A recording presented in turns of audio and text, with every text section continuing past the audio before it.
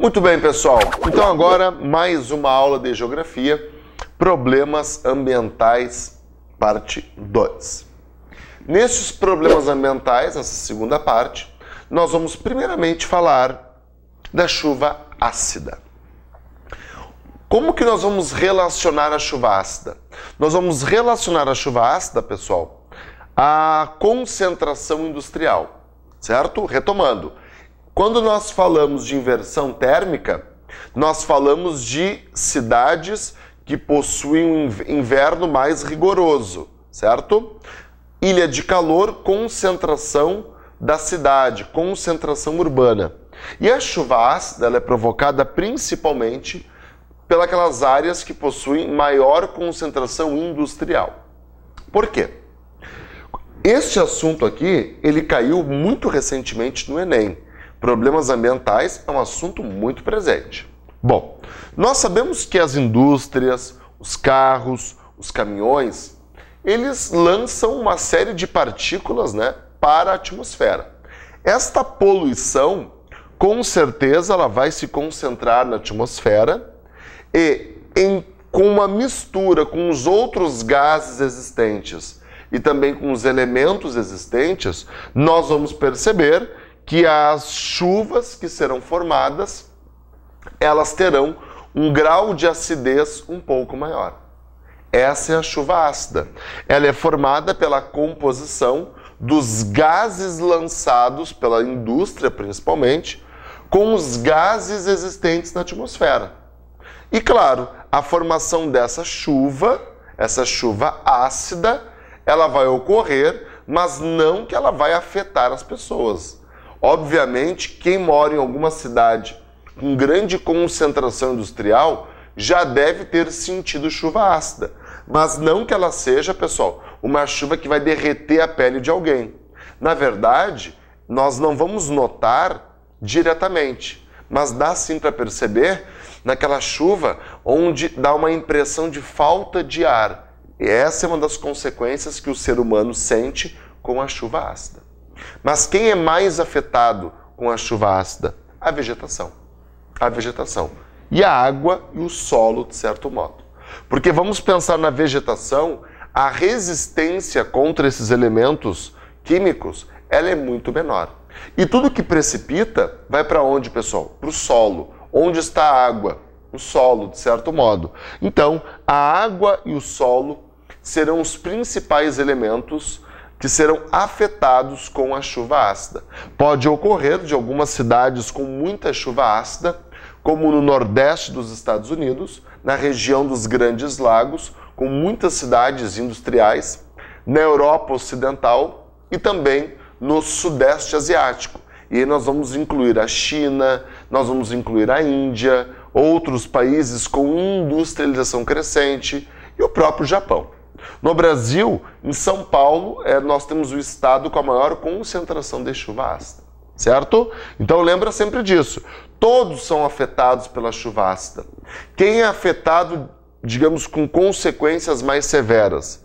Os corpos líquidos, a água e o solo. E aí os organismos que vivem nesses ambientes também serão afetados em função disso. Professor, qual é a solução para resolver a questão da chuva ácida? Reduzindo a concentração industrial. É uma das soluções. Claro que imagina na China. Na China, tu pensar em chuva ácida, na redução hoje em dia, é praticamente que impensável. Mas, de qualquer maneira, fica aí a discussão. Outro ponto, então, que nós vamos falar também é a respeito da poluição. E falar da poluição, nós temos a poluição hídrica, a poluição do ar e a poluição do solo. E eu vou convidar agora vocês para darem uma olhada aqui no quadro, num esquema a respeito de poluição. Observem que a poluição da água, do solo e do ar, de certo modo, elas têm uma ligação entre as três. Eu estou poluindo apenas o ar. Tá aí, o solo também não é afetado indiretamente? Claro que sim. Mas com certeza, a poluição destes dois primeiros elementos, elas são muito mais o quê?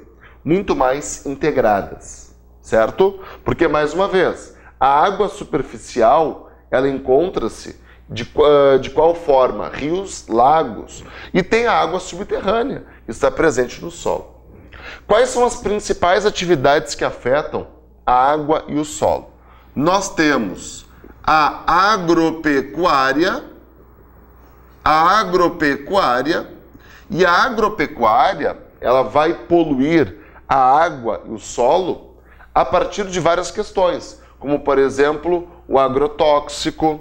Nós vamos ter, então, o agrotóxico, que nós sabemos que é um veneno, uma série de fertilizantes químicos, adubos químicos e, de certo modo, resíduos orgânicos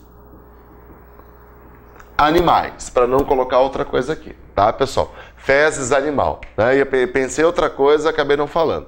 Então, na agropecuária, que envolve agricultura e pecuária, nós temos agrotóxico, ou como é que o povo diz, agrotóxico, né?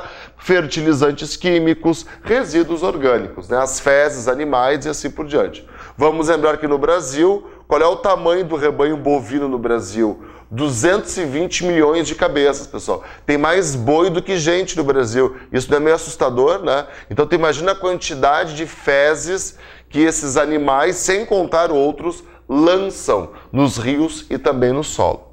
Nós vamos ter a indústria, que de certo modo vai também lançar uma série de elementos químicos, certo? Uma série de produtos químicos e resíduos também na água, em rios.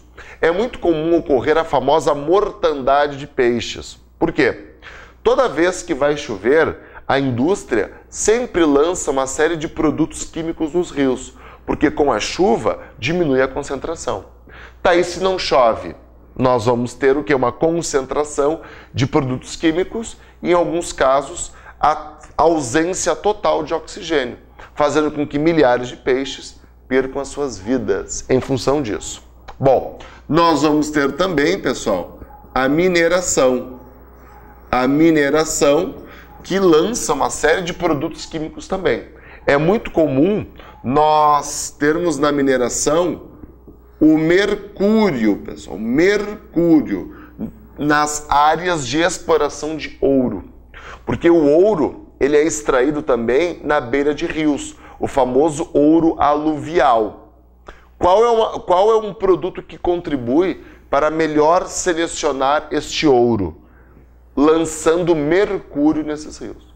Professor, mas o mercúrio não é altamente tóxico? Com certeza. O que acontece com esses rios depois que lançam mercúrio? Demoram séculos para essa concentração reduzir. Mas nós vivemos menos do que um século. Muito bem, então matou a charada, né? Vamos lá, outra questão é em função do uso doméstico. Olha aí, o uso doméstico. Olha só, o esgoto cloacal. Esgoto cloacal, que é o esgoto da nossa casa, né? Quando a gente vai no banheiro, aperta a descarga, tudo isso vai para algum lugar, geralmente para algum rio. E aí alguém mais adiante vai pegar essa água para beber. Claro que vai ter que fazer uma série de outros processos para torná-la potável. E assim nós vamos tendo. Professor, mas uma coisa, a indústria não polui de certo modo e a agropecuária também o ar? Sim, pessoal. O ar também está integrado a isso. Só que esses dois, eles são mais diretamente afetados. E olha só, no uso urbano, nós temos o famoso lixão. O que é o lixão? O lixão são áreas onde nós temos o despejo de lixo orgânico, lixo seco, muitas vezes sem separação, que eles ficam acumulados a céu aberto. E esse lixão, ele concentra uma quantidade gigantesca de chorume e isso vai danificar o solo e a água subterrânea. É interessante ver a respeito disso que em 2014 entrou em vigor uma lei aprovada em 2010 sobre a proibição de lixão a céu aberto no Brasil.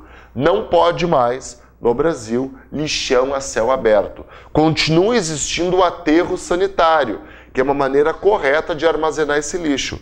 Mas o a céu aberto, ele não pode mais. Claro que alguns municípios não conseguiram se organizar e não alcançaram esta meta. Mas eles terão um tempo a mais para resolver esse problema. Porque esse lixão a céu aberto traz uma série de impactos ao meio ambiente. Muito bem, pessoal. Então, muito obrigado pela atenção de vocês. Bons estudos. Continue estudando. E a gente se vê na nossa próxima aula. Até mais.